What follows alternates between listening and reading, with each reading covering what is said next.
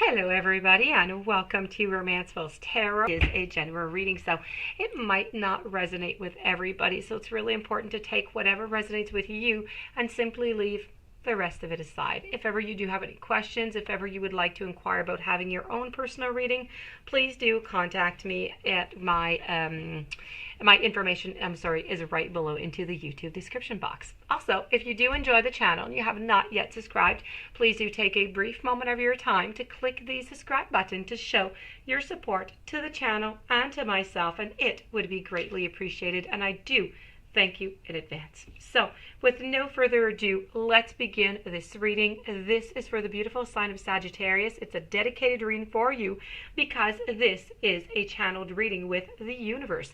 The universe wants to give you messages, wants to reveal to you how to bring upon into your life, how can you bring true love and romance. So let's begin, my dear friend Sagittarius. I have 3 messages as usual. You take whatever makes sense to you, okay? So, with no further ado, let's begin. We are going to be speaking about commitment, about forgiveness, and spiritual maturity. So let's begin over here with commitment. A healthy commitment is really the unshakable, if we think of it, it's the unshakable bedrock of a loving and of a secure relationship. When you truly commit to being in a loving relationship, you actually create another living entity, if you will. There's you, there's your partner, and then there's the relationship. You will have commitments to yourself, commitments to your partner, and commitments to the relationship. All 3 of these elements are going to need ongoing love. They're going to need that ongoing attention and that nurturing. I have to say, naturally, it is very important to consider what you are committing yourself to. And it's imperative to commit to loving the person as they appear to you in the present moment, okay? Not how you think that they should be once you knock them into shape. It's vital, very vital, that you see through these delusions as well as the temptation to, let's say, diminish potentially stressful habits or circumstances. Now, in an existing relationship that has some problems, it's really important to commit to your own health first, okay? So take care of your own health, take care of your own well-being first, and once you are feeling more balanced, you are going to have more positive energy to share. So commitment, it can be a prison, or it can be the key to freedom and great personal growth. You have received this message today by the universe because your angels, your guides, they are reminding you to commit. Or maybe to recommit to your own happiness before you begin a new relationship, or that you attempt to revive the one that you are currently involved in. Now, true commitment is not about trying to get more from the other person or signing contracts that hang the thread of legal, recourse over one's head. No, the unhealthy commitments of trying to change or rescue someone becoming draining obligation, and no one is going to be truly happy in all of that, okay? So really, when you are ready to commit to your life and who you need to be, an appropriate love match is going to appear with a commitment that is equal to your own. We're going to follow this with forgiveness. Now, this is about forgiving yourself first and above all. When you forgive yourself and you forgive others, you are going to create more space for light and love to simply flow in. The quickest and the simplest way to reconnect with your greater sense of personal worth and let more of that love into your life is to forgive yourself completely. You don't even have to know what you're forgiving yourself for. The angels understand that feeling of guilty about a whole array of things that has been kind of a going part in our, in your lives for a little while here. And, they say it doesn't really matter. The only thing that matters is that you let it go. The strange thing about guilt is that you can carry it without even realizing it.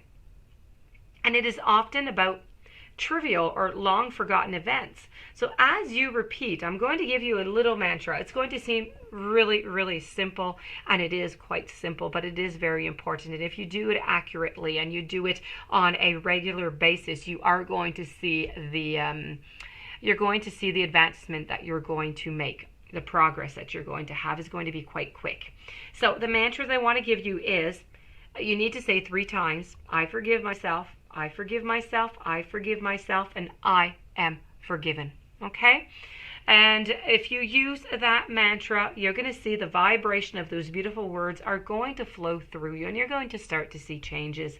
So forgiveness here is synonymous with love, with acceptance, with nurturing, and spiritual maturity. Because in reality, none of these energies are separate one from another. They all work together. The uplifting vibration gently and gradually dissolves all the guilt and the self-blame that you might have stored in your physical cells, your chakras, and your energy field or your aura. So letting go of these old energies is a relief, and this darkness is going to disappear. It's going to create a space for more light and love to flow in. So the more you use this mantra, the lighter and the brighter you are going to feel, literally. Most people think that forgiveness is about forgiving someone else, but when you start with self-forgiveness, you quickly feel more lovable, and you find it much easier to accept others and to forgive willingly when you need to. So this is going to create space in your life for more joy and a deeper personal connections. And to complete, we are going to move on over to spiritual maturity. Honoring your own spiritual growth and that of your beloved is really vital for a loving relationship. So what is spiritual maturity, and why is it important in a relationship, in a loving relationship? You need to take a moment now to just think about how you would answer these questions. Spiritual maturity will also take you into account for spiritual compatibility.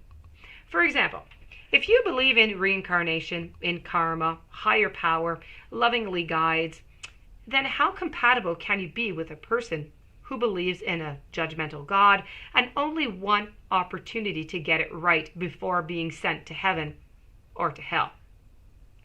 Now, being spiritually mature means that you can accept another person's view while being able to choose the best match for yourself, but wisely.